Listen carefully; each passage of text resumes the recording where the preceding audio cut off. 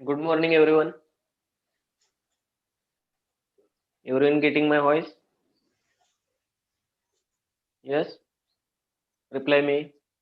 Screen Yes. Clear आहे का? Okay, last लेक्चरला काय पाहिलं आपण? Structure of atom, fourth chapter start केलेला आहे. त्याच्यामध्ये काय पाहिलं आपण?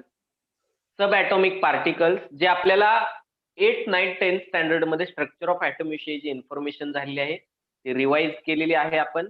त्याच्यानंतर subatomic particles, protons, neutrons, electrons ह्या प्रत्येकाच्या प्रॉपर्टीज पाहिल्या. त्याच्यावरचा चार्ज पाहिला, सिम्बॉल पाहिला, चार्जचा सिम्बॉल पाहिला, मास पाहिलं किलोग्रॅम मध्ये, मास पाहिलं ॲटॉमिक मास युनिट मध्ये, आणि रिलेटिव्ह मासेस पाहिले. त्याचे आपण रिलेटिव्ह चार्ज पाहिला की जो आपण कन्सिडर करत असतो 1 atomic mass unit for approximate म्हणतो आपण त्याला. 1 ॲटॉमिक मास युनिट हे मास कुणाचं असतं? प्रोटॉन आणि न्यूट्रॉनचं, की जे न्यूक्लियस मध्ये प्रेझेंट आहेत, ज्याला आपण न्यूक्लिऑन्स म्हणतो. आणि इलेक्ट्रॉनचं मास हे कसं असतं? निग्लिजिबल. इलेक्ट्रॉनचं मास हे 1/1837 टाइम काय आहे? Of the mass of proton. Proton पेक्षा 1/1837 टाइम कमी आहे. ओके, मग त्याला आपण निग्लिजिबल असं कन्सिडर करू शकतो. ओके, तर हे पाहिलं. त्याच्यानंतर discovery of proton, discovery of neutron आणि डिस्कवरी ऑफ इलेक्ट्रॉन, तर हे शॉर्ट मध्ये आपण पाहिलेलं आहे, जे आपल्या सिलेबसला आहे. Now give the heading atomic number and atomic mass number. Atomic number and atomic mass number. First we are going to see what is mean by atomic number. एखाद्या एलिमेंटला atomic number कशा पद्धतीने असाइन करू शकतो आपण?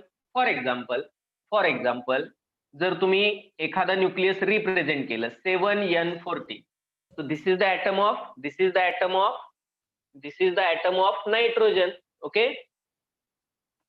बरोबर का? नायट्रोजनचा item आहे हा. ओके, ॲटॉमिक नंबर कोणता असतो?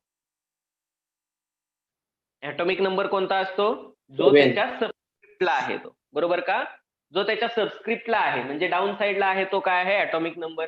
जे आपण वरती लिहितो तो काय असणार आहे? त्याचा मास नंबर असणार आहे. ओके, हे ऑलरेडी झालेलं आहे, तुम्हाला फक्त रिवाइज होतं या लेक्चर मध्ये. आजच्या हे रिवाइज होणार आहे. मग आता सांगा ॲटॉमिक नंबर ओके कसा डिफाइन करणार आपण? नायट्रोजनचा ॲटॉमिक नंबर 7च आहे, हे आपण कशावरून सांगितलं किंवा कशावरून सांगू शकतो? Can you tell me? नायट्रोजनचा ॲटॉमिक नंबर 7 आहे, हे कशावरून सांगू शकतो? ठीक आहे, नायट्रोजनच्या ॲटम विषयी काय काय इन्फॉर्मेशन आहे आपल्याला पहा. नायट्रोजनच्या न्यूक्लियस मध्ये काय आहे? Proton neutron. 7 प्रोटॉन आणि 7 न्यूट्रॉन आहेत. ओके, नायट्रोजनच्या फर्स्ट ऑर्बिट मध्ये किती इलेक्ट्रॉन्स असतील? 2. जेवढे प्रोटॉन आहेत तेवढे इलेक्ट्रॉन आहेत, म्हणजे इलेक्ट्रॉन किती आहेत टोटल? जेवढे प्रोटॉन आहेत तेवढे इलेक्ट्रॉन, म्हणजे इलेक्ट्रॉन 7 आहेत. पैकी 2 out of 7 2 belongs to first orbit. Then second orbit मध्ये किती असतील? सेकंड ऑर्बिट मध्ये उरलेले 5. Okay, 1 2 3 4 and 5. okay, these are negatively charged electrons revolving about the nucleus in their orbit. okay, ही इन्फॉर्मेशन आपल्याकडे आहे. This is the structure of nitrogen atom. 7 हा atomic number आपण कशावरून देऊ शकतो, कशावरून असाइन करू शकतो? तर 7 क्वांटिटी मध्ये इथं काय आहे? 7 प्रोटॉन पण आहेत, 7 न्यूट्रॉन पण आहेत आणि 7 इलेक्ट्रॉन पण आहेत. सांगू शकता का कशावरून देणार? Proton. Sir, atomic number is equals to number of protons equal Yes. to number of electrons. Number of electron. आता लक्षात घ्या काय होतंय. ओके, 7 नंबर ऑफ प्रोटॉन्स आहेत, 7 नंबर ऑफ न्यूट्रॉन्स आहेत, 7 नंबर ऑफ इलेक्ट्रॉन्स आहेत. बरोबर का? 7 number of protons, 7 number of neutrons आणि 7 नंबर ऑफ इलेक्ट्रॉन्स आहेत तिथं. पण लक्षात घ्या, आपण ॲटम म्हणतो ज्यावेळी कधी हा शब्द यूज करतो आपण ॲटम, त्यावेळी लक्षात घ्यायचं जो काही ॲटम आहे त्याच्यावरचा चार्ज हा 0 आहे, म्हणजे तो न्यूट्रल ॲटम आहे. जर ती स्पेसिस न्यूट्रल असेल, जर ती स्पेसिस काय असेल? न्यूट्रल असेल. Just 1 minute. जर ती स्पेसिस न्यूट्रल असेल तरच आपण त्याला ॲटम म्हणतो. ओके, तर तुम्ही असं करू शकता, समजा ह्या नायट्रोजन मधला एक इलेक्ट्रॉन तुम्ही रिमूव्ह केला, काढून टाकला, तर काय होतंय? नायट्रोजन न्यूट्रल कशामुळे झालेलं आहे? जेवढे प्रोटॉन म्हणजे पॉझिटिव्ह चार्ज आहेत तेवढेच इलेक्ट्रॉन म्हणजे निगेटिव्ह चार्ज आहेत. मग 7 पॉझिटिव्ह चार्ज आणि 7 निगेटिव्ह चार्ज असल्यामुळे हा कंपाऊंड काय झालेला आहे, सॉरी हा ऍटम काय झालेला आहे, न्यूट्रल झालेला. बरोबर का? 7 पॉझिटिव्ह आणि 7 निगेटिव्ह मुळे हा काय झालेला आहे, न्यूट्रल झालाय. जर तुम्ही एक इलेक्ट्रॉन रिमूव्ह केला, जर तुम्ही एक इलेक्ट्रॉन रिमूव्ह केला तर काय होणार आहे? जर एक इलेक्ट्रॉन रिमूव्ह केला तर इलेक्ट्रॉन किती राहिले? 6 इलेक्ट्रॉन राहिले. हे बॅलन्स होतंय का 7 आणि 6? No. 7 आणि 6 बॅलन्स होत नाही. ओके, 7 आणि 6 बॅलन्स होत नाही तर या नायट्रोजनच्या न्यूक्लियस वरती काय चार्ज असेल किंवा टोटल ऍटम वरती काय चार्ज असेल? पॉझिटिव्ह 6 मायनस आणि 6 प्लस एकमेकांना कॅन्सल झाले, उरला सिंगल पॉझिटिव्ह. म्हणून याच्यावरती काय येणार आहे, +1 म्हणजे हा बनेल नायट्रोजन प्लस. जर हा नायट्रोजन प्लस असेल तर हा नायट्रोजनचा ऍटम आहे का? हा नायट्रोजनचा ऍटम No. आहे का? याला ऍटम नाही म्हणत आपण, याला काय म्हणतो? काय वर्ड असेल याला? आयन्स म्हणतो आपण याला. चार्ज पार्टिकल्स और charge species are known as ions. Positive charge असेल तर कॅटायन, निगेटिव्ह चार्ज असेल तर एनायन. बरोबर की नाही? समजा ठीक आहे, आता तुम्ही रिमूव्ह नाही केला, जसेच्या तसे 7 इलेक्ट्रॉन प्रेझेंट आहेत. एक इलेक्ट्रॉन शेवटच्या सेलमध्ये तुम्ही ऍड करताय. एक इलेक्ट्रॉन शेवटच्या सेलमध्ये ऍड करताय. नायट्रोजनने एक इलेक्ट्रॉन ऍक्सेप्ट केला, नायट्रोजनने एक इलेक्ट्रॉन ऍक्सेप्ट केला तर काय होईल? तर काय होईल? Negative Yes. Charge. Electron accept करतोय म्हणजे निगेटिव्ह चार्ज ऍक्सेप्ट करतोय. पहिला तो न्यूट्रल होता, 7 + 7 - न्यूट्रल. एक इलेक्ट्रॉन काय केला, ऍड झाला, म्हणजे हे जर न्यूट्रल झालं तर इथं 8 मायनस चार्ज झाले, 8 निगेटिव्ह चार्ज झाले. एक निगेटिव्ह चार्ज बॅलन्स होऊ शकत नाही, म्हणून तो कुठे प्रेझेंट राहणार आहे, नायट्रोजन वरती, टोटल ऍटम वरती प्रेझेंट राहणार आहे. मग हा झाला नायट्रोजनचा आयन. कोणता आयन? हा असतो कॅटायन, हा असतो एनायन. ओके, मग इलेक्ट्रॉनला जर ऍटम पासून आयन्स बनत असतील, इझिली ऍक्सेप्ट करून, इझिली डोनेट करून जर आयन्स बनत असतील तर इलेक्ट्रॉनला आपण काय बेसिक ऍटॉमिक नंबर साठी असणारे फिगर कन्सिडर करू शकत नाही. मग ऍटॉमिक नंबर हे कशावरून कन्सिडर करत असतो आपण? Number of protons. का तर केमिकल रिएक्शन मध्ये न्यूक्लियस जसं आहे तसं राहतं. केमिकल रिएक्शन होते म्हणजे काय होतं, सराउंडिंगला किंवा आउटर शेल मध्ये असणारे इलेक्ट्रॉन एकतर दिले जातात किंवा घेतले जातात किंवा त्याचं इक्वल शेअरिंग होतं. ओके, हे होतं फक्त लास्ट ऑर्बिट मधल्या किंवा व्हॅलेन्स इलेक्ट्रॉन म्हणतो आपण त्याला. न्यूक्लियस मध्ये काय चेंज होणार आहे का? जर या नायट्रोजनने बॉन्ड केला ऑक्सिजन बरोबर किंवा नायट्रोजनने बॉन्ड केला क्लोरीन बरोबर किंवा नायट्रोजनने बॉन्ड केला हायड्रोजन बरोबर, फक्त हे आउटर इलेक्ट्रॉन्स त्याच्यामध्ये इन्व्हॉल्व्ह होणार आहे. Okay, inner electron, inner orbit मधले इलेक्ट्रॉन किंवा न्यूक्लियस त्याच्यामध्ये इन्व्हॉल्व्ह होतंय का? नाही. ज्यावेळी न्यूक्लियस इन्व्हॉल्व्ह होईल रिएक्शन मध्ये त्यावेळी त्याला न्यूक्लिअर रिएक्शन म्हणतात. हा वेगळा चॅप्टर आहे, वेगळा भाग आहे, वेगळी ब्रांच आहे केमिस्ट्री, न्यूक्लिअर केमिस्ट्री. ओके, जे आपण केमिकल रिएक्शन घेतो लक्षात, तर त्या केमिकल रिएक्शन मध्ये न्यूक्लियस इन्व्हॉल्व्ह होत नाही. बरोबर की नाही? म्हणून आपण ऍटॉमिक नंबर कशाला म्हणणार? ऍटॉमिक नंबर कशाला म्हणणार? यस, म्हणजे प्रोटॉन जो आहे हीच केमिकल आयडेंटिटी असणार आहे. प्रोटॉन जो आहे ही केमिकल आयडेंटिटी असणार आहे इलेक्ट्रॉनची, सॉरी ऍटमची. जेवढे प्रोटॉन आहेत, number of proton is the chemical identity of element. Okay, so write down, number of protons is chemical identity of an element.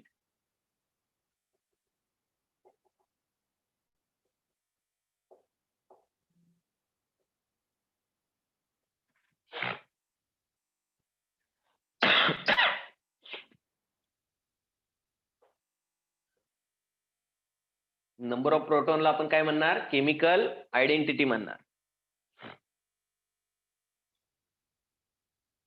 Number of protons म्हणजेच काय? नंबर ऑफ प्रोटॉन्स म्हणजेच काय? Atomic number of that particular element. Atomic number कशाने represent करतो आपण? Atomic number कोणता symbol असतो? Z हा सिम्बॉल असतो.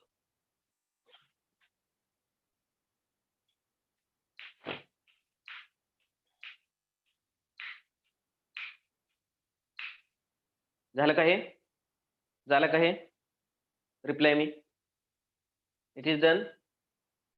Yes sir. Yes, sir. आणखी एक एक्झाम्पल घ्या, पहा.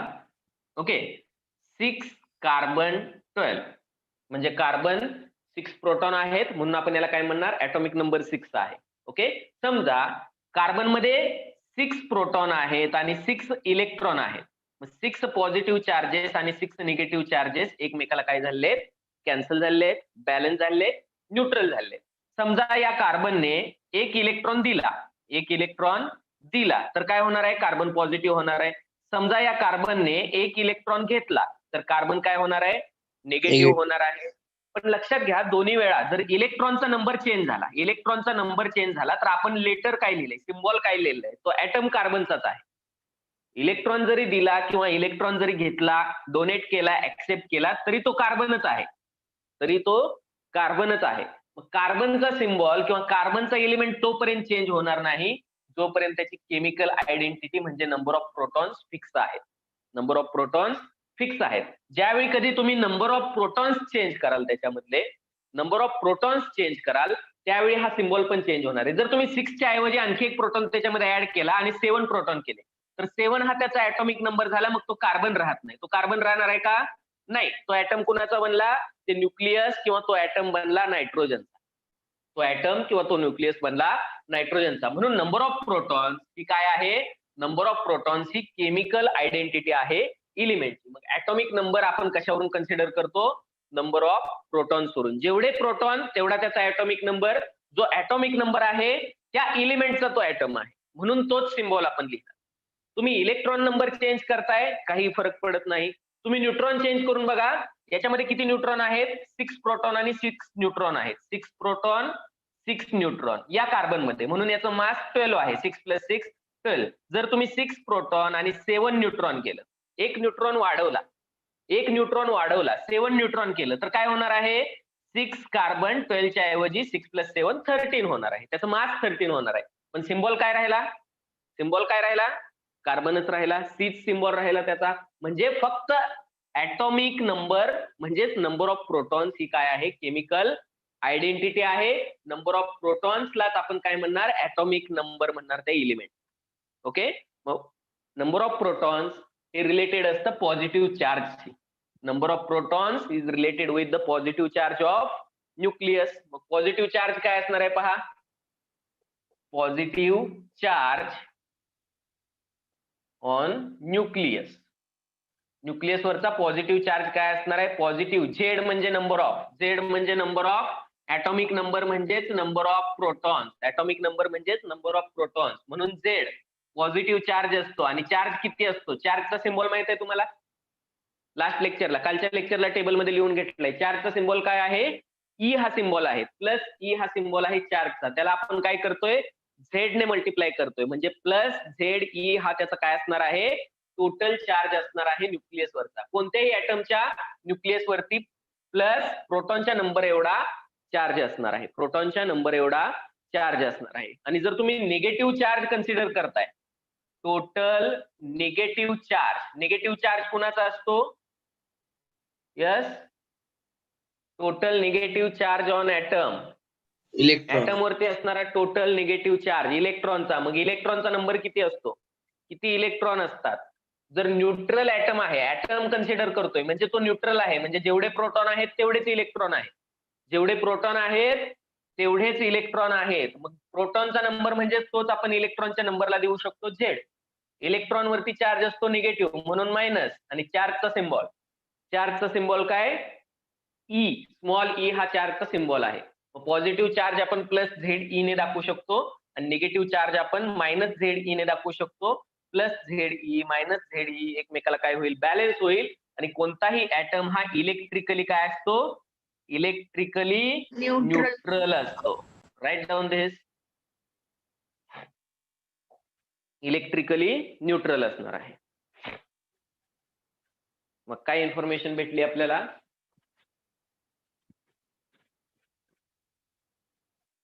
कोणती इन्फॉर्मेशन भेटली, so we can say number of protons in any atom, number of protons is equal to, or we can say atomic number is equal to, atomic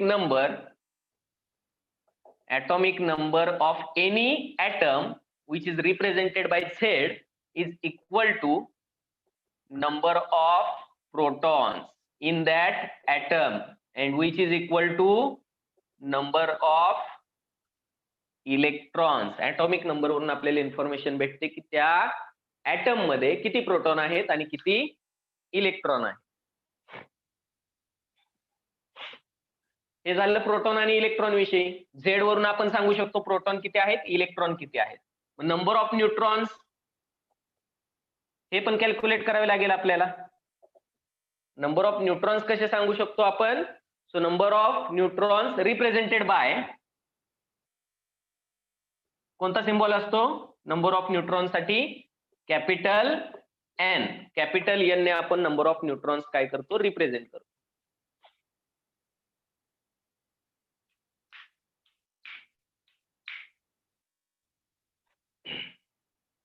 झालं का. Reply मी fast. Aryan झालं का रे. कीर्ती. Yes sir. आता पहा मास कुणाला आहे. Nucleus मध्ये असणारे प्रोटॉन आणि न्यूट्रॉन हे दोन्हीचं मास आपण approximately 1 atomic mass unit consider करतो. आणि जे सराउंडिंगला इलेक्ट्रॉन आहेत, सराउंडिंग ऑर्बिट मध्ये जे इलेक्ट्रॉन आहेत त्याचं मास किती असतं, 0 ॲटॉमिक मास युनिट असं अप्रॉक्सिमेट आपण कन्सिडर करतोय. का तर ही अमाऊंट खूप छोटी आहे. मग पूर्ण ॲटमचं मास हे कुठं कॉन्सन्ट्रेट झालेलं असतं, त्याच्या न्यूक्लियस मध्ये. रिव्हॉल्विंग किंवा ऑर्बिटिंग जे इलेक्ट्रॉन आहे त्याचं मास निग्लिजिबल आहे. जो हेवी पार्ट आहे ऍटम मधला हेवी पार्ट आहे तो कोण आहे, न्यूक्लियस आहे. मग आपण सांगू शकतो याच्यावरून द होल मास और total mass of an atom is concentrated at its nucleus. Nucleus मध्ये कॉन्सन्ट्रेट झालेलं असतं मास. Okay.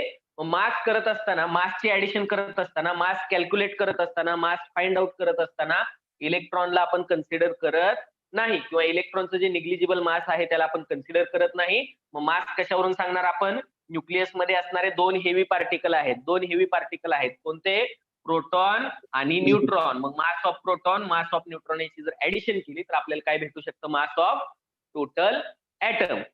Okay. Mass of total atom. मग जे मास आहे ऍटमचं त्यालाच आपण म्हणत असतो ऍटॉमिक मास. त्यालाच आपण काय म्हणतो, ऍटॉमिक मास. ओके. मग atomic mass number, atomic mass number हे मास आपण किलोग्रॅम मध्ये सांगत नाही, हे मास आपण रिलेटिव्ह मास सांगतो. रिलेटिव्ह मास म्हणजे जे लास्ट लेक्चरला आपण पाहिला टेबल त्याच्यामध्ये रिलेटिव्ह मास दिलं होतं. ओके. एएमयूच्या टर्म मध्ये एएमयू ह्या युनिट मध्ये जे अप्रॉक्सिमेट मास आहे, अप्रॉक्सिमेट मास आहे त्या मासला आपण म्हणणार मास ऑफ ऍटम किंवा atomic mass number. Relative term आहे. ओके. कशाने रिप्रेझेंट करतो आपण, कशाने रिप्रेझेंट करतो, कॅपिटल ए ने. कशाने रिप्रेझेंट करतो, कॅपिटल ए ने. ओके. सो मास नंबर म्हणजे काय असणार आहे आता सांगा, ऍटॉमिक मास नंबर. हे पाहतोय आपण atomic mass number. Yes. Proton जेवढे प्लस प्रोटॉन आहेत, जेवढे प्रोटॉन आहेत आणि जेवढे न्यूट्रॉन आहेत, एका प्रोटॉनला आपण 1 ॲटॉमिक मास युनिट, एका न्यूट्रॉनला आपण 1 ॲटॉमिक मास युनिट मास आहे असं कन्सिडर केलं. हे रिलेटिव्ह मास आहे. These masses are relative masses. Okay. मग जेवढे नंबर ऑफ प्रोटॉन्स आहेत आणि जेवढे नंबर ऑफ न्यूट्रॉन्स आहेत त्याची आपल्याला ऍडिशन करावी लागेल. Write down number of protons, प्रोटॉनचा symbol Z, plus number of neutrons. जेवढे हे पार्टिकल आहेत, न्यूट्रॉन, नंबर ऑफ न्यूट्रॉनला आपण एन ने रिप्रेझेंट करतो. जेवढे हे पार्टिकलची संख्या आहे त्याच्या नियरली इक्वल काय असणार आहे, याचं मास असणार आहे. म्हणजेच हे आपण सांगू शकतो ए इज इक्वल टू, म्हणजे mass number is equal to yes Z plus N. N म्हणजे न्यूट्रॉनचा नंबर, झेड म्हणजे प्रोटॉनचा नंबर, ए म्हणजे total mass number. Mass of proton plus mass of neutron is mass of total atom. इलेक्ट्रॉनला इथं आपण neglect केलं. हेच तुम्ही मॉडिफाय करू शकता न्यूट्रॉन साठी. जर तुम्हाला नंबर ऑफ न्यूट्रॉन काढायचे का तर जनरली जो सिम्बॉल दिला जातो त्याच्यामध्ये ए आणि झेड दिलं जातं, ऍटॉमिक नंबर आणि मास नंबर दिला जातो. मग नंबर ऑफ न्यूट्रॉन तुम्हाला फाइंड आउट करायचे. झेड इकडे आला तर मायनस होईल, म्हणजे काय, A minus Z. Number of neutron साठीचा फॉर्म्युला काय असेल, mass number minus atomic number, म्हणजे total mass number minus number of protons. This is the formula for the neutron, number of neutron. Symbol कसा लिहित असतो आपण कोणत्याही ऍटमचा, सिम्बॉल कसा लिहित असतो, समजा एक्स हा सिम्बॉल आहे त्याचा, एक्स हा एखाद्या ऍटमचा काय आहे, सिम्बॉल आहे, रिप्रेझेंटेशन आहे.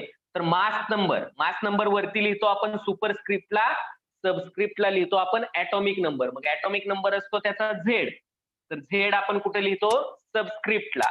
आणि मास नंबर 1 कुठे लिहितो, सुपरस्क्रिप्टला, म्हणजे वरती लिहितो. समजतं काय कॉम्प्युटर लँग्वेज मध्ये सबस्क्रिप्ट, सुपरस्क्रिप्ट. जे खाली लिहिलं जातं ते सबस्क्रिप्ट, वरती लिहिलं जातं ते सुपरस्क्रिप्ट. हा असतो सिम्बॉल.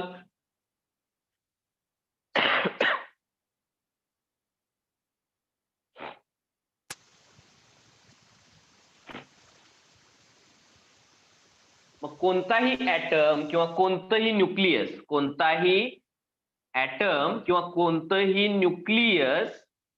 की ज्याचा स्पेसिफाईड फॉर्म्युला आपण असं सांगू शकतो, स्पेसिफाईड फॉर्म्युला आपण असं रिप्रेझेंट करू शकतो, की ज्याचा ऍटॉमिक नंबर फिक्स आहे किंवा मास नंबर फिक्स आहे, दोन्ही फिक्स आहेत, number of protons, number of neutrons त्याच्यामध्ये फिक्स आहेत.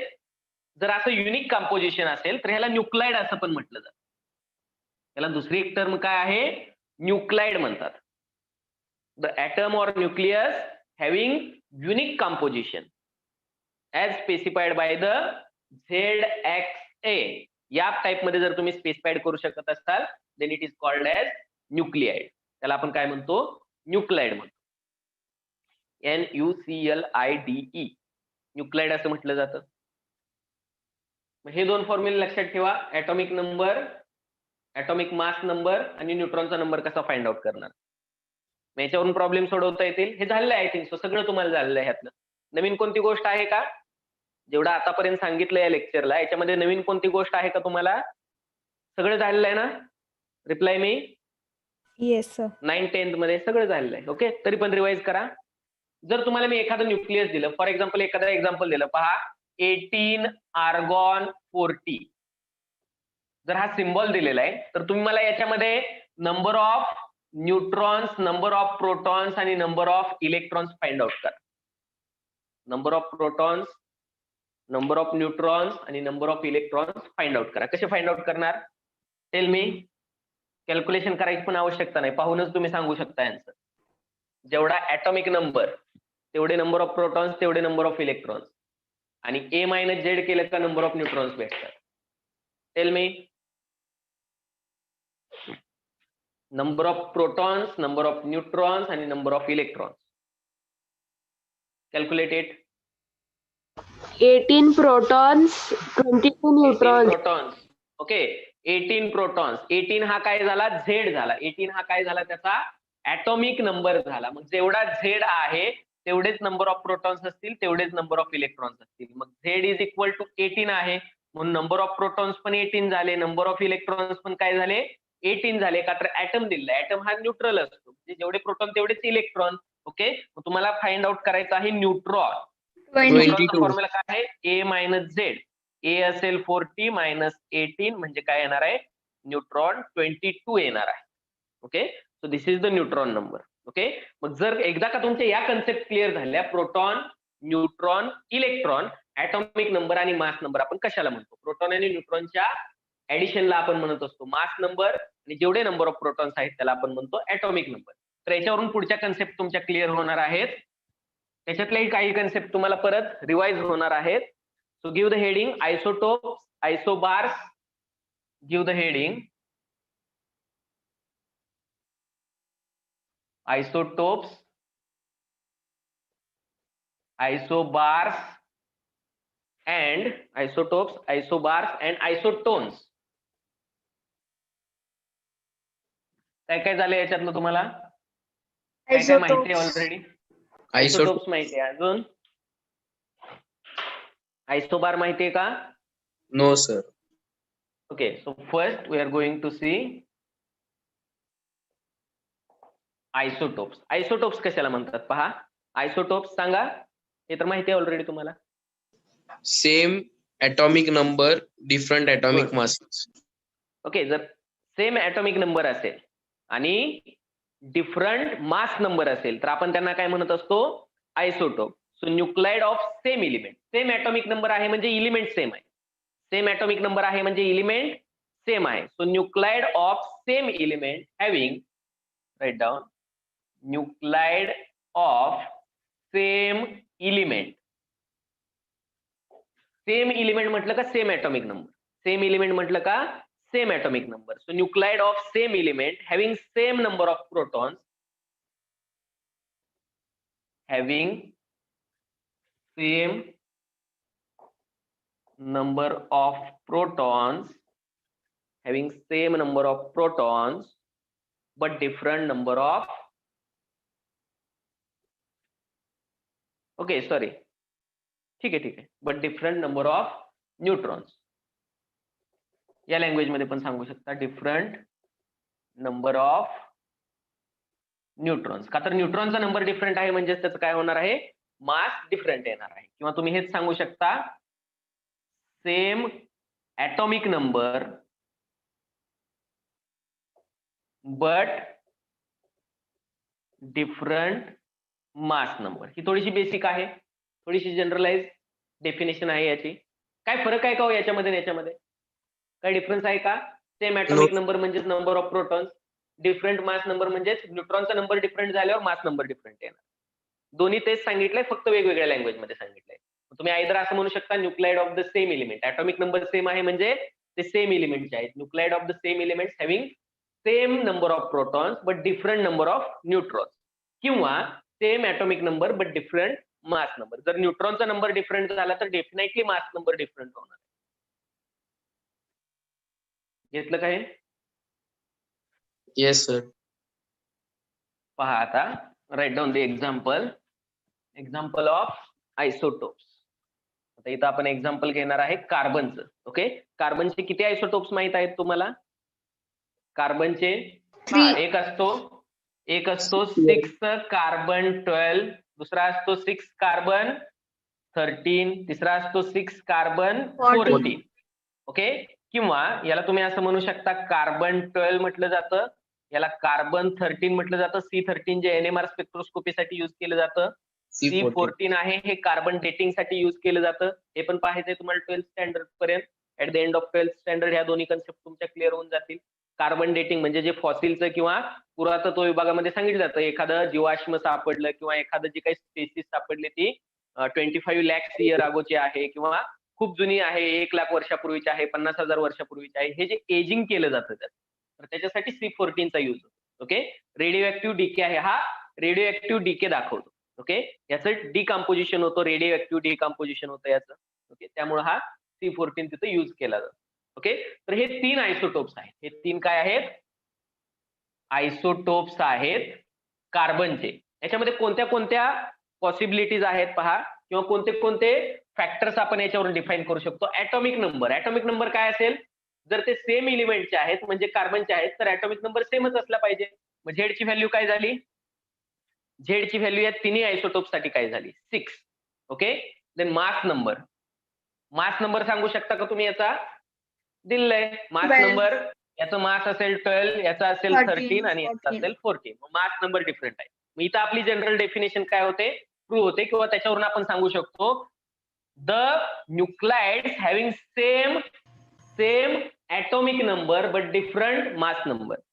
Same atomic number but different mass number. किंवा हेच तुम्ही न्यूट्रॉनच्या लँग्वेज मध्ये सांगू शकता. न्यूट्रॉन कॅल्क्युलेट करा. Neutron is equal to N is equal to A minus Z. करा A मायनस झेड, A मधून Z मायनस करा, न्यूट्रॉन नंबर भेटेल तुम्हाला. इथं 6 भेटेल, 13 मायनस 7 भेटेल आणि इथं 8 भेटेल. ओके, इथं तुमची दुसरी डेफिनेशन तयार होते.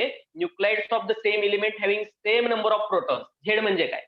झेड म्हणजे काय? ॲटॉमिक नंबर म्हणजेच काय? Number of protons. Same number of protons but different number of neutrons. Same number of protons but different number of neutrons. मग याचा पर्सेंटेज अबंडन्स दिलेला आहे तुम्हाला. पर्सेंटेज मध्ये आपण अबंडन्स सांगतो. नेचरमध्ये किती प्रमाणात हा कार्बन सापडतो? तर सगळ्यात जास्त सापडतो 98.9% हा C12 सापडतो. 98.9%. 1.1% हा C13 सापडतो, 13 मास असलेला. आणि C14 हा खूप रेअर आहे, 0.000 और लेस दॅन 0.00017% एवढा सापडतो. खूप कमी आहे. Write down the percentage abundance. मग याच्यावरून तुम्ही ऍव्हरेज ॲटॉमिक मास कॅल्क्युलेट करू शकता. फर्स्ट चॅप्टर मध्ये झालेलं आहे, आठवतं का? आणि जर तुम्ही याची स्टॅबिलिटी पाहिली तर हे दोन स्टेबल आहेत, C12 आणि C13. हे स्टेबल आहेत आणि हा रेडिओ ऍक्टिव्ह आहे. रेडिओ ऍक्टिव्हिटी कन्सेप्ट झाली का तुम्हाला? रेडिओ ऍक्टिव्हिटी म्हणजे याच्यामधून कंटिन्युअसली रेडिएशन बाहेर पडतंय, रेडिएशन इमिट होत आहे, त्याला रेडिओ ऍक्टिव्हिटी म्हणतात. स्पॉन्टेनियस डीके होतं याचं किंवा इमिशन होतंय, मग याच्यातून काहीतरी बाहेर पडतंय, म्हणजे हा काय होणार आहे? डिक्रीज होणार आहे. याचं मास जे आहे ते डिक्रीज होणार आहे, हा कन्झ्युम होणार आहे, म्हणून याला काय म्हटलं जातं? It is radioactive decay. Okay, याचं डीके होतं, डिकम्पोजिशन होतं यात.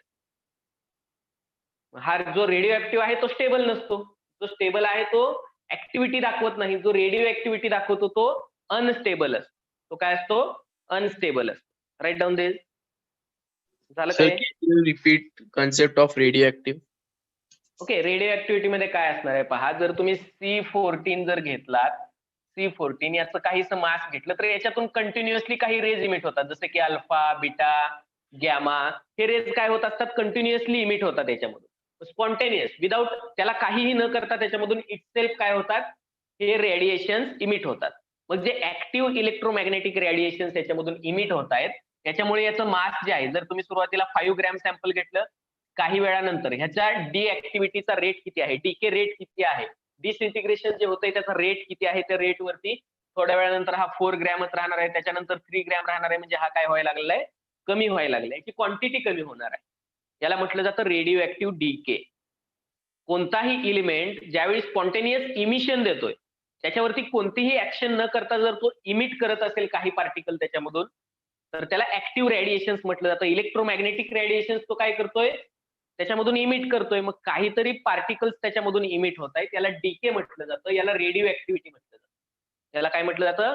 Radio activity. आणि अशा इलिमेंटला म्हटलं जातं it is radio active element. Okay, हा आयटम काय आहे? पर्टिक्युलरली C14 रेडिओ ऍक्टिव्ह आहे, तो डीके होणार आहे, तो कमी कमी होणार आहे. ओके, ते पण शिकायचं आहे आपल्याला, त्याचा हाफ लाईफ किती आहे, किंवा तुम्ही जर 5 ग्रॅम घेतला तर 2.5 ग्रॅम होण्यासाठी त्याला किती टाइम लागतो, म्हणजे एक्झॅक्ट हाफ अमाऊंट होण्यासाठी किती टाइम लागतो, हा टाइम फिक्स असतो. याला T1 हाफ म्हटलं जातं, हाफ लाईफ पिरियड म्हटलं जातं. या हाफ लाईफ पिरियड वरती डिपेंड असते की याचं डिसइंटिग्रेशन किती प्रमाणात होणार आहे. ओके, हे डिटेल मध्ये पाहायचं आहे आपल्याला. Okay, Sir, it is harmful. C14. Yes. It is harmful. Okay, जे रेडिएशन्स आहेत ते हार्मफुल असतात, जे रेडिएशन आहेत ते हार्मफुल असतात. स्किन वरती वगैरे पडले की ते कोणतं रेडिएशन आहे, ऍक्टिव्ह रेडिएशन कोणतं आहे त्याच्यावरती डिपेंड असतं ते. जर ते डायरेक्ट एक्सपोज झाली, आपली स्किन वगैरे त्याला डायरेक्ट एक्सपोज झाली, तर ते त्याच्यावरती काय करतं? अफेक्ट करतं. जे लिव्हिंग टिश्यू आहेत, लिव्हिंग सेल्स आहेत आपल्या बॉडी मधल्या, त्याला डायरेक्ट डॅमेज करतं ते. आणि जर जास्त डिसइंटिग्रेशन होत असेल त्याच्यामधून तर स्किन कॅन्सर वगैरे होण्याचे चान्सेस असतात. जसं की युव्ही लाईट, सन पासून अल्ट्राव्हायोलेट लाईट येते, सन पासून अल्ट्राव्हायोलेट लाईट येते. ओके, ते पण आपल्याला हार्मफुल आहे, पण ते काय होते? ओझोनच्या लेअर मध्ये ट्रॅप होते. ओझोनच्या लेअर मध्ये, जे स्ट्रॅटोस्फिअर मध्ये ओझोनचा लेअर आहे त्याच्यामध्ये काय होते? युव्ही लाईट ट्रॅप होते तिथं. ओके, तिथं अडकली जाते. जर तिथून जर ती खाली आली तर काय होते? स्किनला जर युव्ही लाईट पडली तर युव्ही लाईटने स्किन कॅन्सर होतो.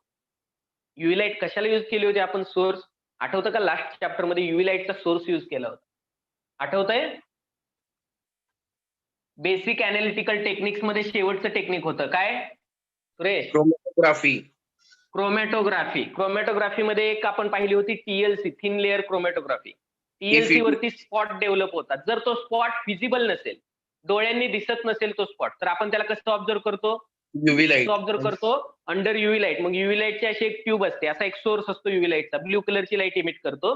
तर त्याच्या खाली आपल्याला ती थिन लेअरची आपली जी काही स्लाइड आहे ती काय करायची असते? प्लेस करायची असते आणि ऑब्झर्व करायचं असतं. आणि लॅबमध्ये हे करत असताना प्रिकॉशन घ्यायची असते की आपण प्रॉपर हँड ग्लोव्ह तरी घातले पाहिजेत, किंवा त्याला पकडत असताना आपण हाताने न पकडता डायरेक्ट. जर तुम्ही वारंवार जर हेच करताय आणि प्रत्येक वेळी तुमची स्किन जर एक्सपोज होते त्या युव्ही लाईटला, तर ते स्किनसाठी काय असणार आहे? हार्मफुल असणार आहे. तर अशा प्रिकॉशन पण घ्याव्या लागतात लॅबोरेटरीमध्ये. Sir okay, yes. Sir dentist कडे जेव्हा जातो तर तेव्हा ते एक लाईट वापरतात, लेझर. मग तो लेझर कुठला असतो, तो लाईट? डेंटिस्ट कडे गेल्यानंतर का? हो हो. ऍक्च्युली मला पण नाही सांगता येणार ते, मी सांगेल तुम्हाला पाहून. ठीक आहे, जे लाईट यूज केली जाते, ऍक्च्युली लेझर लाईट नाहीत यूज करत डेंटिस्ट. तुमच्या माउथ मध्ये पाहण्यासाठी म्हणताय ना तुम्ही, हो, ब्ल्यू डेंटिस्ट दात कलरचा वगैरे लाईट ऑब्झर्व लावतो. करायला. ओके, तो फक्त टॉर्च असतो, एलईडी टॉर्च असतो, तो लेझर वगैरे नसतो. एलईडी टॉर्च असतो, तो दिसण्यासाठी. आपल्या माउथ मध्ये अंधार असतो, ते दात वगैरे व्यवस्थित दिसावे म्हणून फक्त ब्ल्यू कलरची एलईडी असणारा बल्ब असतो त्याच्यामध्ये. ते ब्ल्यू कलर का वापरतात की त्याला ल्युमिनिसन्स जास्त आहे, म्हणजे चमकतं ती खूप, ग्लो जास्त आहे त्याला आणि इझिली व्हिजिबल होतं. दातांवरती वगैरे ब्ल्यू लाईट पडली का लगेच रिफ्लेक्ट होते. प्रत्येक ब्ल्यू लाईट म्हणजे लाईटला ब्ल्यू कलर असू शकतो, पण प्रत्येक ब्ल्यू लाईट म्हणजे युव्ही लाईट नाही. युव्ही लाईट म्हणजे काय? युव्ही लाईट म्हणजे ज्याचे 200 टू 400 मध्ये काय आहेत, नॅनोमीटर मध्ये ज्याची वेव्हलेंथ आहे. 200 टू 400 नॅनोमीटर वेव्हलेंथ असेल त्याला आपण काय म्हणतो? UV light. 400 to 800 visible spectrum असतो.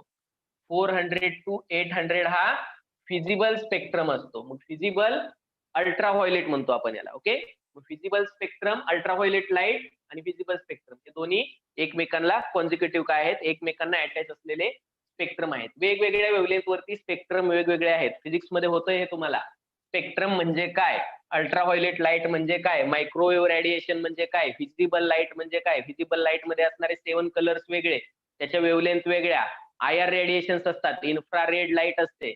ओके, तर कॉस्मिक रेज असतात. असे बरेचसे रेडिएशन आहेत जे वेव्हलेंथ वरती डिपेंड आहेत. त्याची वेव्हलेंथ किती आहे त्याच्यावरून त्याचा टाईप केलेला आहे, कॅटेगरी केलेला आहे इलेक्ट्रोमॅग्नेटिक रेडिएशन.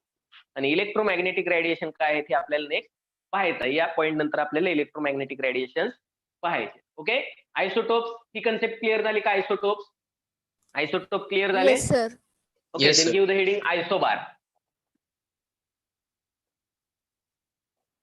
आयसोबार्स हे झाले का? No sir. Okay, so write down the atoms of different element. The atoms of different elements. आता इथे एक इन्फॉर्मेशन मिळाली तुम्हाला, काय? डिफरंट एलिमेंटचे ऍटम. डिफरंट एलिमेंटचे ऍटम म्हणजे त्याचा नंबर ऑफ प्रोटॉन किंवा ऍटॉमिक नंबर काय झाला? डिफरंट झाला. The atoms of different elements having the same mass number, having the same mass number but different atomic number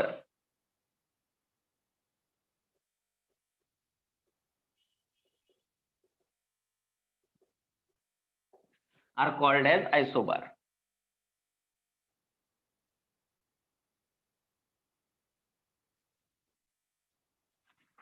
त्याच्या अपोजिट आता atomic number same, mass number different, isotope.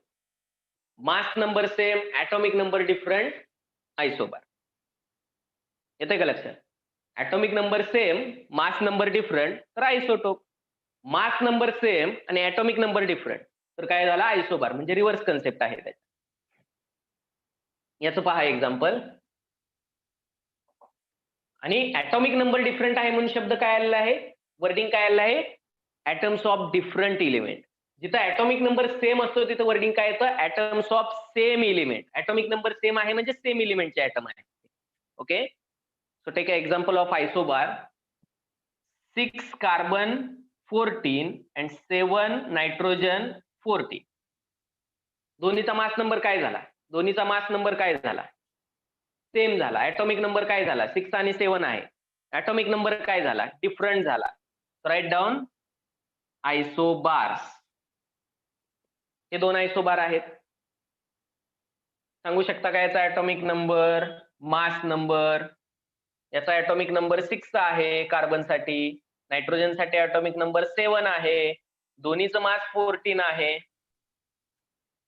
मग काय सांगणार definition वरून? The atoms of different element. दोन वेगवेगळ्या एलिमेंटचे atom आहेत, एक नायट्रोजनचा एक कार्बनचा आहे. Atoms of different element having same mass number. Mass number same आहे त्याचा, having same mass number but different atomic number. Different atomic number, ज्याचं मास सेम आहे पण नंबर ऑफ प्रोटॉन्स किंवा ऍटॉमिक नंबर डिफरंट आहे. ओके, नंबर ऑफ प्रोटॉन सांगू शकता तुम्ही. नंबर ऑफ प्रोटॉन्स म्हणजेच ऍटॉमिक नंबर किती आहे? 6 आहे, 7 आहे. नंबर ऑफ प्रोटॉन्स काय असणार आहे? डिफरन्स असणार आहे. त्यालाच आपण काय म्हणतो? नंबर ऑफ प्रोटॉनला झेड म्हणजे ऍटॉमिक नंबर असं कन्सिडर करतो. नंबर ऑफ न्यूट्रॉन सांगा. नंबर ऑफ न्यूट्रॉन्स किती आहे त्याच्यामध्ये. ए मायनस झेड करा, ए मायनस झेड करा, 14 मायनस 6 करा, काय होईल याच्यामध्ये 8 नंबर ऑफ न्यूट्रॉन्स आहेत. त्याच्यामध्ये किती आहेत 14 7. मायनस 7 नंबर ऑफ न्यूट्रॉन्स आहेत. न्यूट्रॉन नंबर पण आता काय आहे डिफरंट आहे. आयसोबार क्लिअर झाली का कन्सेप्ट. एकदम सोपा आहे. जसं आयसोटोप त्याच्या अपोजिट. आयसोटोप मध्ये ऍटॉमिक नंबर सेम असतो, मास नंबर डिफरंट असतो. आयसोबार मध्ये मास नंबर सेम असतो, ऍटॉमिक नंबर डिफरंट असतो. पण आयसोटोप मध्ये काय होतंय, आयसोटोप मध्ये ऍटॉमिक नंबर म्हणजे झेड हा इक्वल आहे. झेड हा इक्वल असल्यामुळे त्याला आपण म्हणणार ऍटम्स ऑफ सेम एलिमेंट. एकाच एलिमेंटचे काय आहेत ते ऍटम आहेत. आयसोबार मध्ये काय होतंय, ऍटॉमिक नंबर म्हणजे झेड हा डिफरंट आहे, दोन्हीचा झेड हा सेम नाहीये, म्हणून आपण त्याला काय म्हणणार atoms of different element. Atoms of different element म्हणणार आपण. ओके, तर हे वर्डिंग यूज करणार आपण definition. It is clear now. Yes sir. It is clear. Okay, isotones एक राहिलेलं आहे आपलं.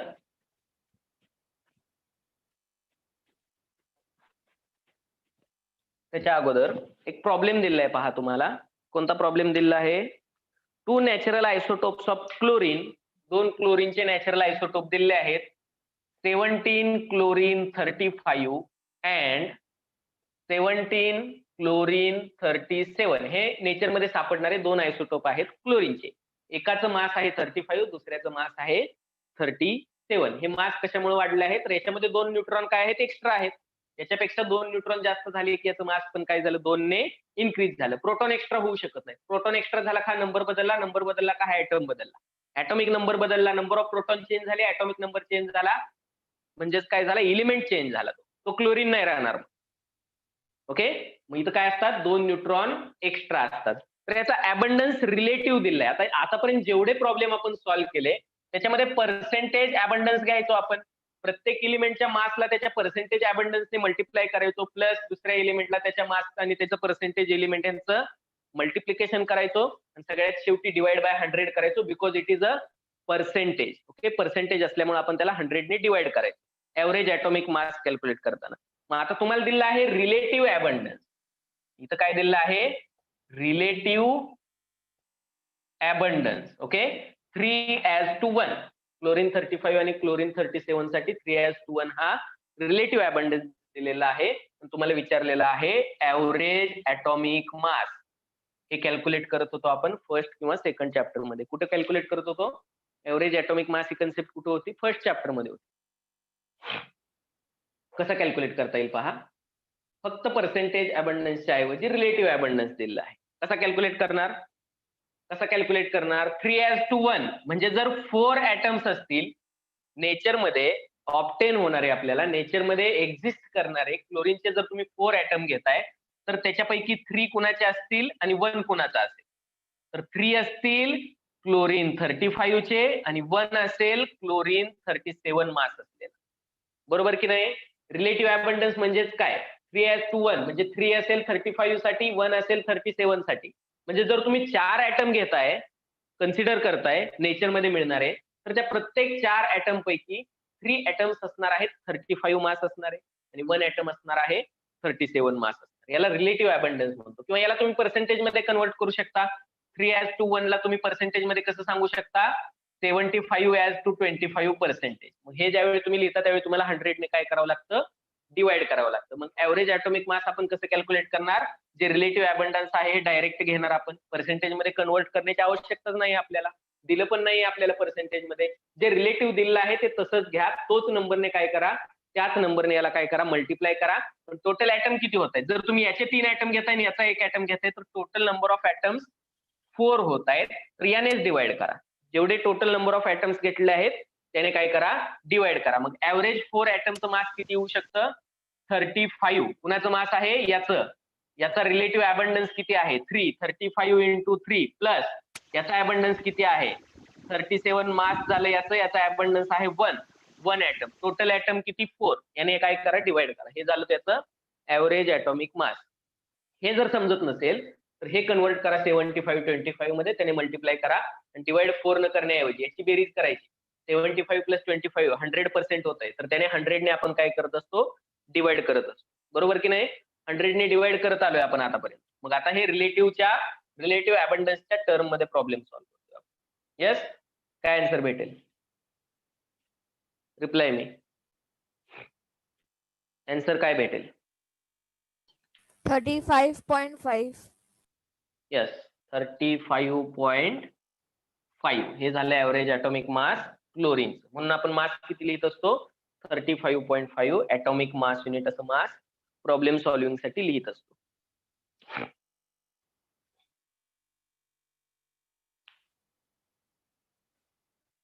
झालं का हे?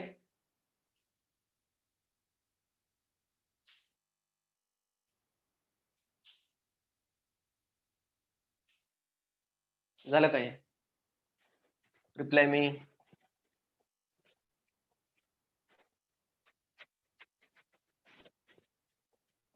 आणखी एक प्रॉब्लेम दिलाय पहा. आणखी एक प्रॉब्लेम दिलेला आहे.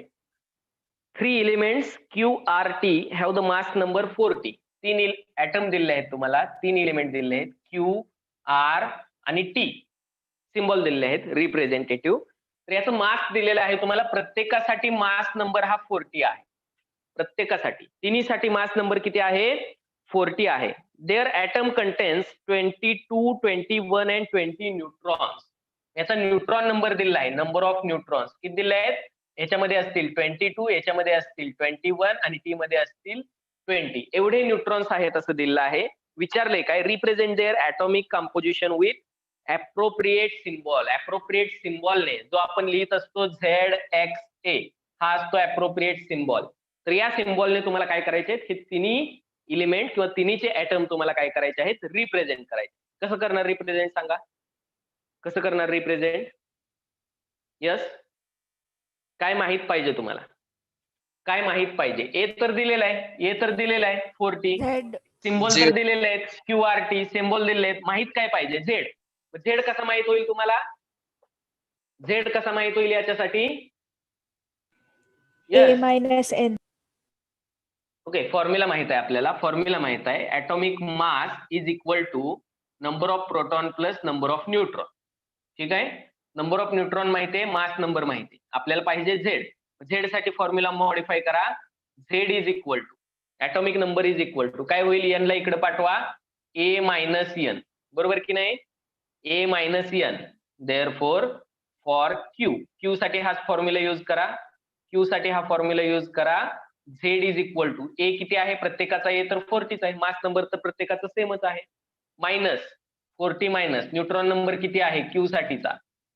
22. काय भेटेल? काय भेटेल? 18 हा त्याचा ऍटॉमिक नंबर म्हणजे झेड भेटेल. नाउ फॉर आर, आर साठी कॅल्क्युलेट करा. Z is equal to 40 minus किती आहे न्यूट्रॉन नंबर? 21 म्हणजे किती भेटलं? 19. आणि टी साठी कॅल्क्युलेट करा. टी साठी कॅल्क्युलेट करा. Z is equal to 40 minus 20 is equal to 20. तिन्हीचे तुम्हाला झेड भेटले. झेड भेटले तुम्हाला तिन्ही एलिमेंटचे. मग सिम्बॉल कसे सांगता येतील?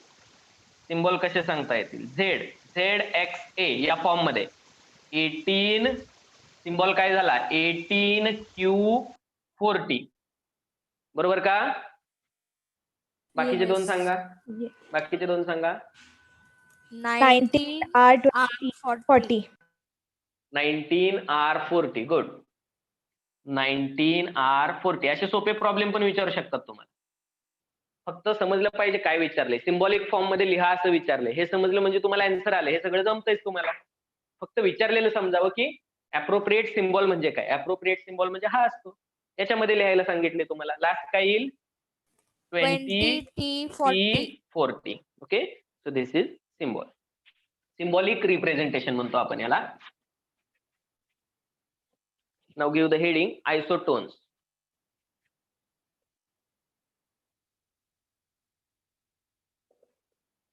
आयसोटोप्स झाले, आयसोबार्स झाले. सांगता येईल का डिफरन्स? आयसोटोप आणि आयसोबार मधला डिफरन्स सांगता येईल तुम्हाला? आयसोटोप मध्ये काय असतं? रिवाइज करा. आयसोटोप मध्ये काय असतं? आयसोटोप मध्ये ऍटॉमिक नंबर सेम असतो, मास नंबर डिफरंट असतो. आयसोबार मध्ये काय असतं? मास नंबर सेम असतो, ऍटॉमिक नंबर डिफरंट असतो. रिव्हर्स केस आहे. ओके, आयसोटोन मध्ये काय असेल पहा. So isotone is related with the number of neutrons. Isotone is related with the number of neutrons. The atoms of different elements, write down, the atoms of different elements. आता different element वरून काय information भेटली की त्याचा number, atomic number किंवा number of protons हे different आहे. Okay, so the atoms of different elements having the same number of neutrons, having the same number of neutrons in their nuclei.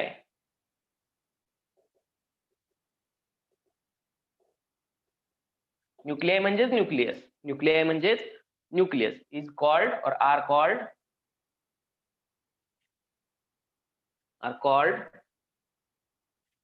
isotones. याचं example घेऊ शकतो आपण. Example सांगता येईल याचं. पहा, जर आपण 5 बोरॉन 11 घेतलं आणि 6 कार्बन 12 घेतलं, जर तुम्ही 5 बोरॉन 11 आणि 6 कार्बन 12 हे दोन एक्झाम्पल घेताय, तर हे दोन आयसोटोन्स होतील. कसे होतील आयसोटोन्स? पहा, ऍटॉमिक नंबर फाइंड आउट करा नेहमीप्रमाणे. ऍटॉमिक नंबर याचा आहे 5, याचा आहे 6. मास नंबर कॅल्क्युलेट करा. मास नंबर याचं 11 आहे, याचं मास 12 आहे. 11 आहे, याचं 12 आहे. Number of neutrons find out करा. Number of neutrons is equal to A minus Z. Number of neutrons is equal to A minus Z. करा A मायनस झेड. A समोर आहे, Z समोर आहे. A समोर आहे, Z समोर आहे. काय येईल? 6. 11 मायनस 5 6. कुणासाठी? बोरॉनसाठी, कार्बनसाठी. 12 मायनस 6 6. मग हे पहा आता नंबर ऑफ न्यूट्रॉन्स काय आहे. नंबर ऑफ न्यूट्रॉन्स दोन्ही केसमध्ये काय आहे? सेम आहे. ऍटम्स ऑफ डिफरंट एलिमेंट, एक बोरॉनचा आहे, एक कार्बनचा आहे, म्हणजे त्याचा ऍटॉमिक नंबर पण डिफरंट आहे. ऍटॉमिक नंबर डिफरंट आहे म्हणून म्हटलंय the atoms of different element having the same number of neutrons, having the same number of neutrons in their nucleus called as isotones. त्याला काय म्हणतो आपण? आयसोटोन्स म्हणतो. It is clear now? So this is only related with the neutron number. Neutron number काय असायला पाहिजे? Same असायला पाहिजे वेगवेगळ्या एलिमेंटच्या ऍटम्स मध्ये. न्यूट्रॉन नंबर सेम असेल तर ते काय झाले? Isotones. Okay, it is done. Yes. मग आयसोटोप म्हणजे काय? Same atomic number, different mass number. Isotopes, same mass number, different atomic number. Isobars. Okay, आणि जर न्यूट्रॉन नंबर सेम असेल म्हणजे A मायनस झेड दोन्हीचा सेम असेल. न्यूट्रॉन नंबर म्हणजे काय? A मायनस झेड जर सेम येत असेल दोन वेगवेगळ्या ऍटमचा, दोन वेगवेगळ्या एलिमेंटच्या ऍटमचा, तर त्याला आपण म्हणणार आयसोटोन्स. या 3 कन्सेप्ट लक्षात ठेवा. आयसोटोप्स, आयसोबार्स आणि आयसोटोन्स. आणि जर दोन कंपाऊंडचा पहा, दोन वेगवेगळ्या कंपाऊंडचा मॉलिक्युलर फॉर्म्युला जर सेम असेल आणि स्ट्रक्चरल फॉर्म्युला जर डिफरंट असेल, दोन वेगवेगळ्या कंपाऊंडचा, हे न्यूक्लियस साठी नाही चाललं, हे ऍटम साठी नाही चाललं, हे कुणासाठी चाललंय? कंपाऊंड साठी, म्हणजे ज्याच्यामध्ये नंबर ऑफ ऍटम्स असणार आहेत, मोठा त्याचा काहीतरी केमिकल फॉर्म्युला असणार आहे. जर मॉलिक्युलर फॉर्म्युला सेम असेल आणि स्ट्रक्चरल फॉर्म्युला डिफरंट असेल तर त्याला आपण वर्डिंग काय आहे? आयसोमर्स. ओके, आयसो म्हणजे सेम, हे लक्षात ठेवायचं. आयसो म्हणजे सेम, आयसो म्हणजे सेम. मग आयसोमर्स म्हणजे काय? ते कंपाऊंड विषय आहे. Molecular formula same, structural formula different. आणि आयसोटोप हे कुणासाठी आहे? ऍटम विषयी आहे. Write down drawbacks of Rutherford atomic model. Give the heading drawbacks of Rutherford atomic model. ठीक आहे, रुदरफोर्डच्या ऍटॉमिक मॉडेल मध्ये आपण पाहिलं सेंटरला हेवी न्यूक्लियस असतो. रुदरफोर्डने कोणता एक्सपेरिमेंट केला? रुदरफोर्ड कोणता experiment? Discovery of proton. Discovery of proton म्हणजेच हेवी न्यूक्लियस. हेवी न्यूक्लियसची डिस्कवरी झाली. म्हणजेच कोणता एक्सपेरिमेंट? एक्सपेरिमेंटचं नाव काय? Golden foil. Experiment of gold foil. Thin gold फॉइलचा एक्सपेरिमेंट होता. त्याच्यामध्ये काय झालं? स्कॅटरिंग झालं अल्फा पार्टिकलचं. काही अल्फा पार्टिकल रिव्हर्सला आले पॉझिटिव्ह चार्ज असणारे अल्फा पार्टिकल रिव्हर्स आले म्हणजे पॉझिटिव्ह रिपल्शन झालेलं आहे, म्हणजे काय प्रेझेंट असणार आहे त्या फॉइल मध्ये, heavy massive positively charge nucleus present असणार आहे. मग रुदरफोर्डने मॉडेल तर दिलेलं आहे, सेंटरला न्यूक्लियस आहे, सराउंडिंग काय आहेत, इलेक्ट्रॉन्स त्याच्यामध्ये रिव्हॉल्विंग होत आहेत, इलेक्ट्रॉन त्याच्या ऑर्बिटमध्ये आहेत. तर रुदरफोर्डने दिलेलं मॉडेल कसं होतं, हे आपल्या प्लॅनेटरी सिस्टीम सारखं, similar like planetary system. Planetary system सारखं आहे पण छोट्या स्केलला आहे, खूप छोट्या स्केलला आहे. ओके, म्हणजे प्लॅनेटरी सिस्टीम आपली काय आहे, तर आपल्या सेंटरला सन आहे, आपल्या प्लॅनेटरी सिस्टीम मध्ये सन आहे सेंटरला, की जो खूप मोठा आहे, मॅसिव्ह आहे, आणि सगळे लाईट वेट अकॉर्डिंग टू, म्हणजे सनच्या मासचा जर विचार करताय तर हे लाईट वेटच आहेत प्लॅनेट. लाईट वेट प्लॅनेट त्याच्या भोवती त्याच्या ऑर्बिटमध्ये काय होत आहेत, रिव्हॉल्व्ह होत आहेत. ओके, वेनस त्याच्या ऑर्बिटमध्ये रिव्हॉल्व्ह होतोय. ओके, ज्युपिटर त्याच्या ऑर्बिटमध्ये रिव्हॉल्व्ह होतोय, मार्स त्याच्या ऑर्बिटमध्ये रिव्हॉल्व्ह होतोय, अर्थ त्याच्या ऑर्बिटमध्ये रिव्हॉल्व्ह होते. मग हे रिव्हॉल्विंग जे आहेत ते हेवी न्यूक्लियस भोवती काय होत आहेत, त्याच्या ऑर्बिटमध्ये रिव्हॉल्व्ह होत आहेत. हेच सांगितलं, हेवी न्यूक्लियस आहे सेंटरला, हेवी पॉझिटिव्हली चार्ज न्यूक्लियस आहे आणि निगेटिव्हली चार्ज इलेक्ट्रॉन त्याच्या ऑर्बिटमध्ये फिरतायत. हे एक सिंपल स्ट्रक्चर प्लॅनेटरी सिस्टीम सारखं सांगितलं रुदरफोर्डने. मग हे मॉडेल फेल कुठे गेलं पहा, तर हे मॉडेल फेल होण्याची किंवा याच्यामध्ये काही ड्रॉबॅक्स असण्याची काही कारणं होती. ओके, त्याच्यापैकी पहिलं कारण पाहूयात आपण, दोनच कारण पाहायचेत आपल्याला, याचे दोनच ड्रॉबॅक्स पाहायचेत की रुदरफोर्डचं मॉडेल कुठं फेल्युअर झालं. ओके, तर पहा, जे ऑर्बिटमध्ये फिरणारे सांगितले इलेक्ट्रॉन, ऑर्बिटमध्ये कोण फिरतायत, इलेक्ट्रॉन. जसं अर्थ फिरते, वेनस फिरतोय, तसं इलेक्ट्रॉन फिरतायत. मग इलेक्ट्रॉन वरती चार्ज कोणता आहे, they are negatively charge, they are negatively charge. पहा, याच्या ड्रॉबॅक समजल्या तर आपल्याला बोर्स मॉडेल कडे जाता येईल. बोर्स ॲटॉमिक मॉडेल समजण्यासाठी खूप साऱ्या कन्सेप्ट आपल्याला क्लिअर करायच्या आहेत. त्याच्या अगोदर पाहूयात की बोर्स मॉडेल का आलं किंवा बोर्स मॉडेलसाठी बॅकग्राऊंड काय होतं, डेव्हलपमेंट का झाली बोर्स थेअरीची. तर याच्यामध्ये काहीतरी ड्रॉबॅक होते, येते लक्षात, याच्यामध्ये काहीतरी ड्रॉबॅक होत्या. मग कोणत्या ड्रॉबॅक होत्या, जे इलेक्ट्रॉन्स आहेत हे निगेटिव्हली चार्ज आहेत. इलेक्ट्रॉन्स काय आहेत, निगेटिव्हली चार्ज आहेत, आणि हे निगेटिव्हली चार्ज इलेक्ट्रॉन्स हे ऑर्बिटल मोशन मध्ये आहे. बरोबर का, इथपर्यंत क्लिअर आहे का. ऑर्बिटल मोशन म्हणजे काय, फिजिक्स मध्ये झालं असेल. ऑर्बिटल मोशन म्हणजे काय, जी अर्थची मोशन आहे, एका सर्क्युलर पाथ मध्ये जी मोशन असते तिला आपण ऑर्बिटल मोशन. ओके, ही सर्क्युलर पाथ मधली मोशन आहे, सेंटरला न्यूक्लियस आहे, इलेक्ट्रॉन त्याच्या भोवती काय होतोय, रिव्हॉल्व्ह होतोय, इलेक्ट्रॉन त्याच्या भोवती कंटिन्युअसली रिव्हॉल्विंग होतोय. ओके, इलेक्ट्रॉनचा पाथ कसा आहे, इलेक्ट्रॉनचा पाथ कसा आहे, सर्क्युलर आहे, यालाच म्हटलं जातं ऑर्बिटल आहे, म्हणून याला काय म्हटलं जातं, ऑर्बिटल मोशन म्हटलं जातं. म्हणजे इलेक्ट्रॉन्स आहेत हे निगेटिव्हली चार्ज आहेत आणि हे ऑर्बिटल मोशन मध्ये आहेत कंटिन्युअसली.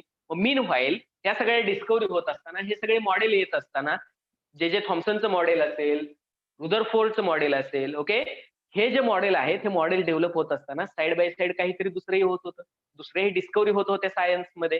ओके, आणि ह्या दुसऱ्या डिस्कवरी कोणत्या होत्या, त्या डिस्कवरीची हेल्प घेऊन हे मॉडेल काय केलेलं आहे इथं, त्या मॉडेलने काही ड्रॉबॅक आहे त्या मॉडेलमध्ये असं प्रूव्ह झालेलं आहे तिथं. म्हणून तर आपण हा मॉडेल काय केलं आहे तिथं, आउटडेटेड झालेला आहे, आणि त्याच्यानंतर बोर्स मॉडेलकडे आपण जातोय.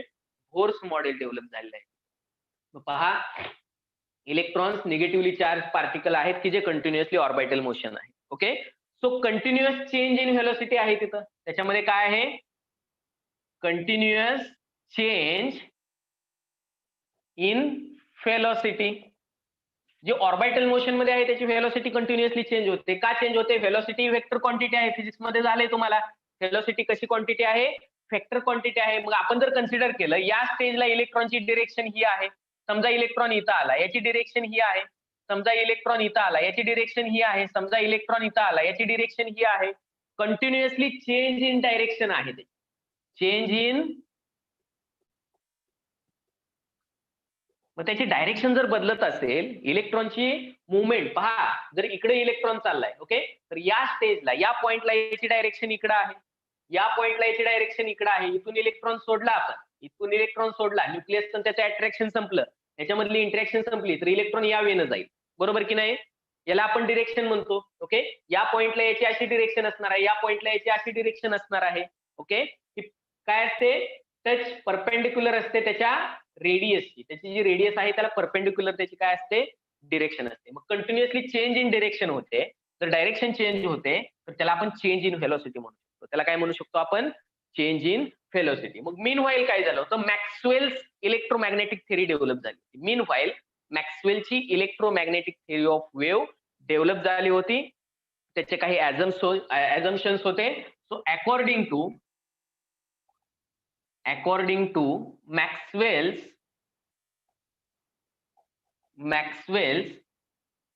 इलेक्ट्रोमॅग्नेटिक, आता हे शिकायचं आहे आपल्याला. इलेक्ट्रोमॅग्नेटिक वेव्ह फिजिक्स मध्ये पण होणार आहे, परत पाहणार आहोत आपण.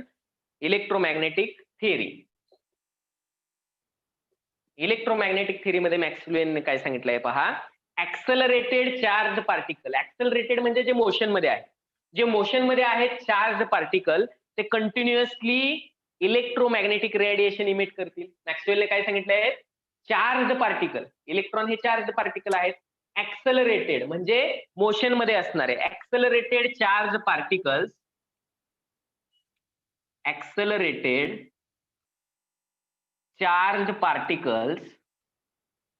Okay, accelerated charge particles would emit electromagnetic radiation according to Maxwell.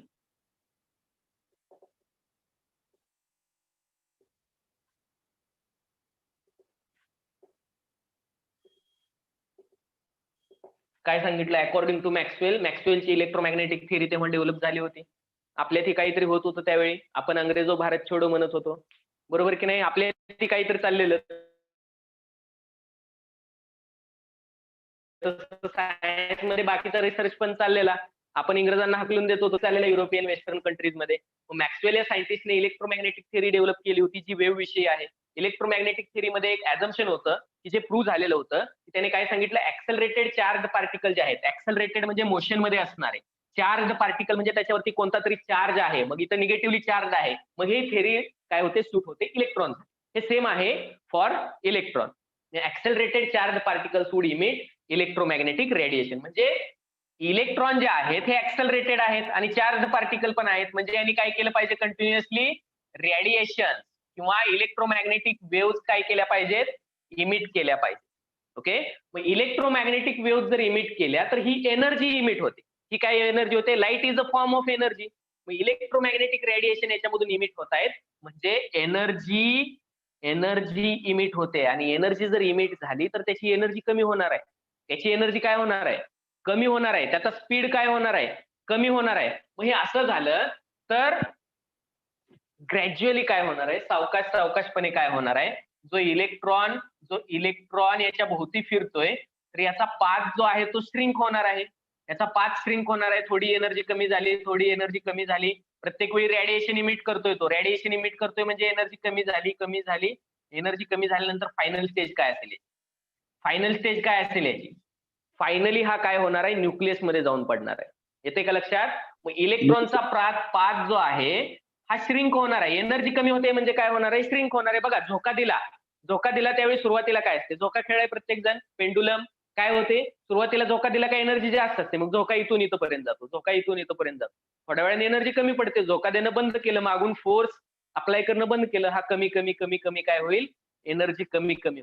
Okay, इथं एनर्जी कोणत्या कारणाने कमी होते, according to Maxwell's electromagnetic theory, accelerated charge particles would emit electromagnetic radiation. हा ऍक्सलरेटेड चार्ज पार्टिकल आहे, हा पण रेडिएशन इमिट करेल. याने जर रेडिएशन किंवा इलेक्ट्रोमॅग्नेटिक वेव्ह म्हणजे एनर्जी इमिट केली तर याची एनर्जी कमी होणार आहे. आणि जर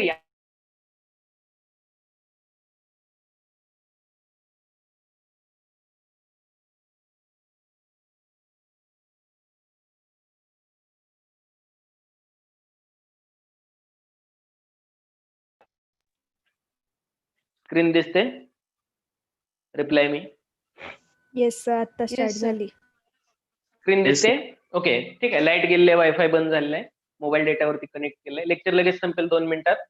पहा, हे समजतंय का सांगा मला पहिल्यांदा, हे समजतंय का तुम्हाला, No, हे sir. समजतंय का, काय सांगितलं पहा.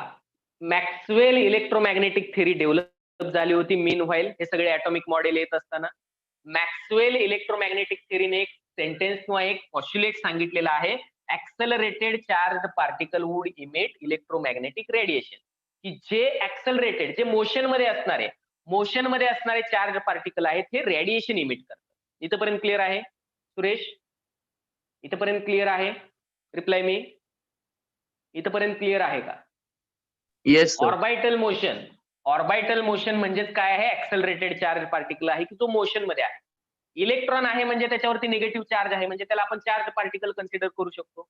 जो चार्ज पार्टिकल आहे आणि जो मोशन मध्ये आहे, समजा माझ्यावरती चार्ज आहे काहीतरी पॉझिटिव्ह निगेटिव्ह आणि मी मोशन मध्ये आहे, मी कंटिन्युअस मोशन मध्ये आहे, तर माझ्यातून काय होतील? रेडिएशन इमिट होईल.